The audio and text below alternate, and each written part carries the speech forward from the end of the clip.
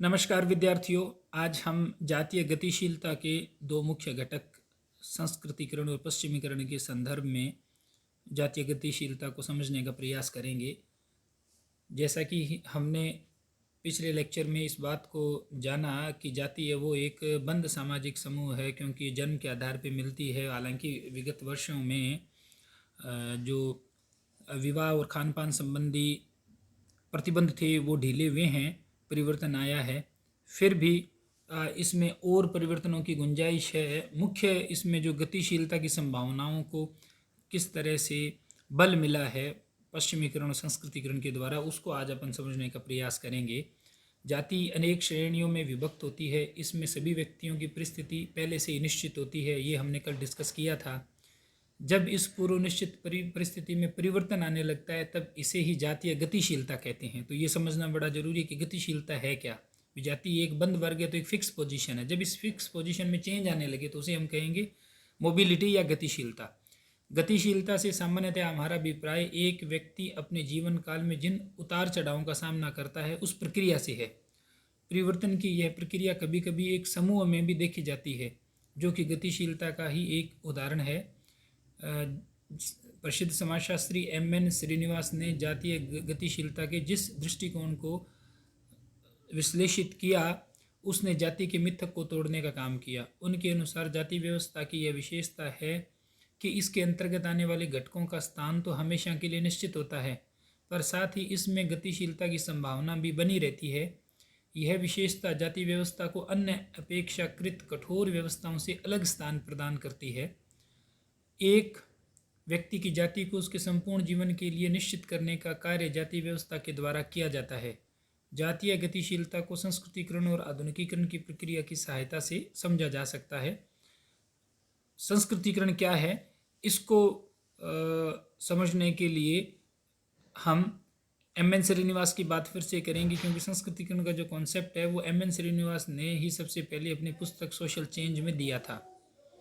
उनके अनुसार संस्कृतिकरण एक ऐसी प्रक्रिया है जिसके द्वारा एक निम्न हिंदू जाति अथवा कोई जनजाति या अन्य समूह किसी उच्च और प्राय द्विज जाति के समान अपने रीति रिवाजों, कर्म कांडों, विचारधारा और जीवन शैली को बदलने लगता है। उपरोक्त परिभाषा के माध्यम से यह स्पष्ट होता है कि जाति व्यवस्था के अंतर्गत होने वाली गतिशीलता संस्कृतिकरण की प्रक्रिया का एक महत्वपूर्ण भाग है। यह गतिशीलता इस प्रक्रिया द्वारा स्पष्टतः समझी जा सकती है।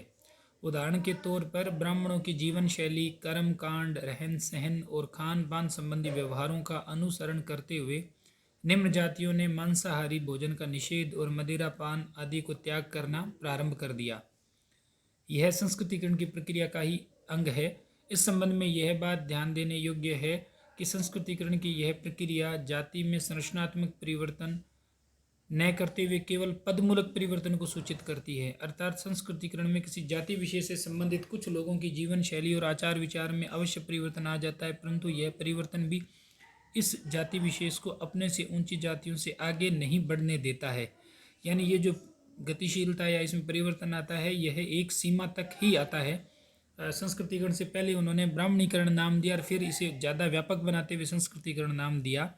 तो संस्कृतिकरण को हम अगर हमारे आसपास भी समझें तो हम पाएंगे कि जो जातियां सामाजिक पदक्रम में नीची जातियां, निम्न जातियां मानी जाती हैं, वो जातियां अपने जो सरनेम है या जातीय नाम है, जिसे हम गोत्र भी कहते हैं, वो ऊंची जातियों के हिसाब से लगाती है। जैसे बहुत सारे ऐसे अनुसूचित जाति के लोग हैं जो राजपूतों की जाति, जैसे चौहान, परमार, राठौड़, ये गोत्र प्रयोग करते हैं।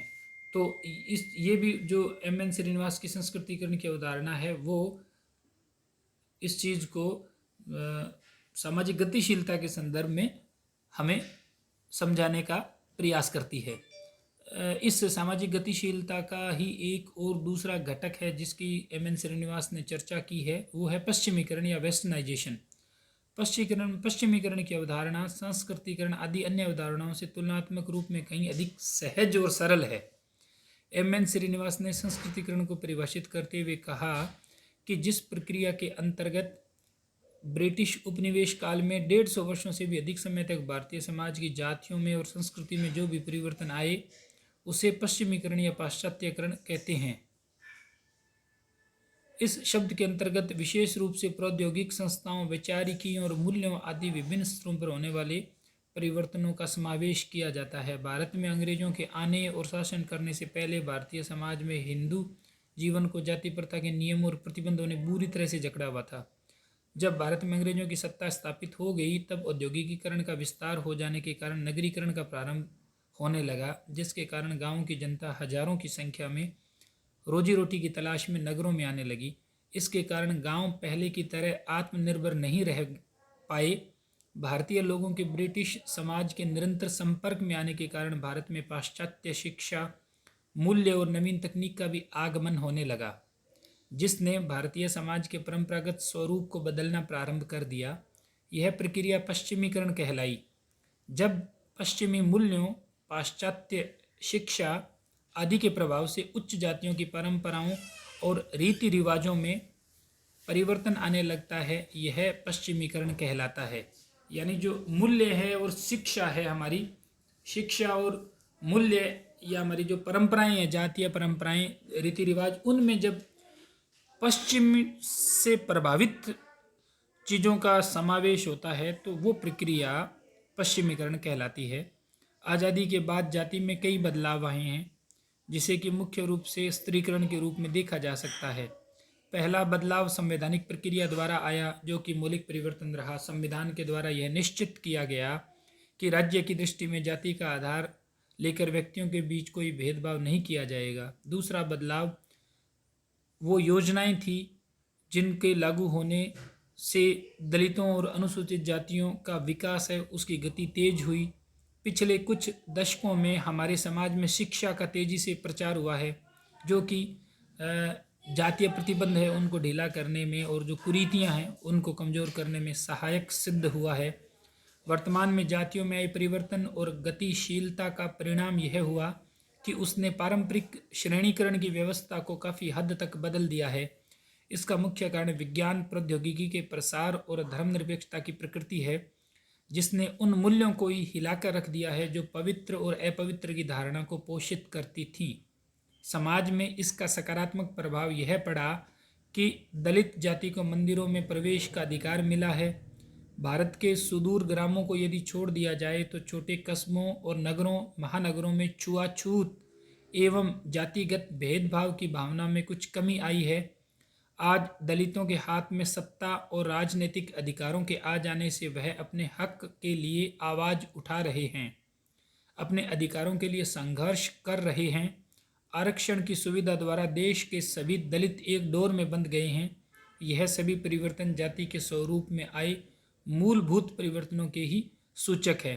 तो इस प्रकार जाति है वो भारत की सामाजिक संरचना की एक बहुत अलग विशेषता है, और वो ऐसी विशेषता है जो समाज में जो स्त्रीकरण, स्टेटिफिकेशन है, उसको एक क्लोज स्टेटिफिकेशन के रूप में रख करके और परिवर्तनों के प्रति एक आयरन केज का, उसने एक आयरन शील्ड का काम किया है।